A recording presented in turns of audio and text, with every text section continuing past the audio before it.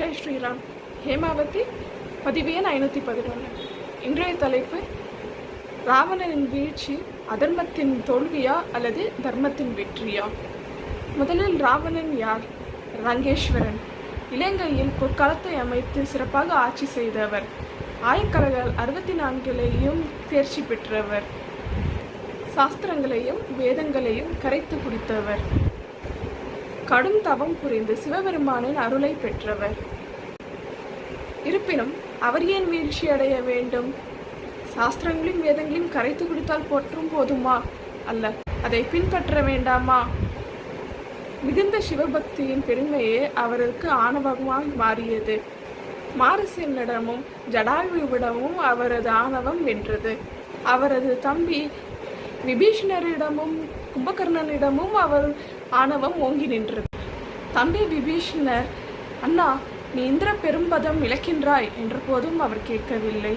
கும்பகர்ணன் 6 மாதங்காலங்கள் தூங்கி எழுந்த பின், அண்ணா, நீ இன்னும் சீதையை விடவில்லையா என்ற போதும் அவர் கேட்கவில்லை. மனைவி மண்டோதரி சொல்லியும் கேட்கவில்லை. ராவணன் அவைக்கு சென்று அங்கதன் கூறிய தேவியை விட்டுவிடுங்கள் என்ற போதும் அவர் கேட்கவில்லை.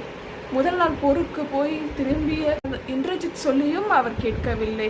இப்படி யாரு கூட பிறந்தவங்க சொல்லியும், மகன் சொல்லியும், மனைவி சொல்லி, உற்றார் உறவினர் யார் சொல்லியும் கேட்காத ராவணன் அதர்மத்தின் வடிவமாக ராமர் முன்னால் நின்றார். ராமர் யார்? பல்வினைகளை தீர்க்கும் திருமால். நெடியோன் பிரகலாதனும் கஜேந்திரனும் தன்னை காப்பாற்றுங்கள் என்று அழைத்த நொடியில் ஓடி வந்து காப்பாற்றுவோம் நாராயணன். பொது ராமபிரான் ராவணன் முன் நிற்கின்றார். எப்படி நிற்கின்றார்? அன்பின் திரு உருவமாக, கருணை கடலாக, செந்தாமரை போன்ற முகமுடையவராக, கோபத்தை அடக்கி ஆள்பவராக. எப்படி கோபத்தை அடக்குவார்? நீரில் கிழித்த கோடி எவ்வளவு நொடிகளில் ஒன்று சேருமோ அவ்வளவு நொடிகளிலே கோபத்தை விட்டுவிடக்கூடிய வல்லமை கொண்டவராக, சத்தியவானாக, சத்தியத்தின் வழியிலே அவர் வாழ்க்கை முழுவதும் வாழ்ந்து காட்டியவர். இப்போது அவர் ராவணனிடம் சொல்கிறார், நீ இன்று போய் போருக்கு நாளை வா என்று. ராவணனும் வந்திருப்பது ராமர், நாராயணன், பரம்பொருள், இவர் கையால் உயிர் நீங்க வேண்டும் என்று. அப்போதுதான் நமக்கு மோட்சம் கிடைக்கும். அதனால் அவர் அடுத்த நாள் போருக்கு வருகிறார். பல இடங்களில் அதர்மம் வெற்றி பெற்ற போதிலும் தர்மத்தின் முன்னால் அது தோல்வியே தழுவியது.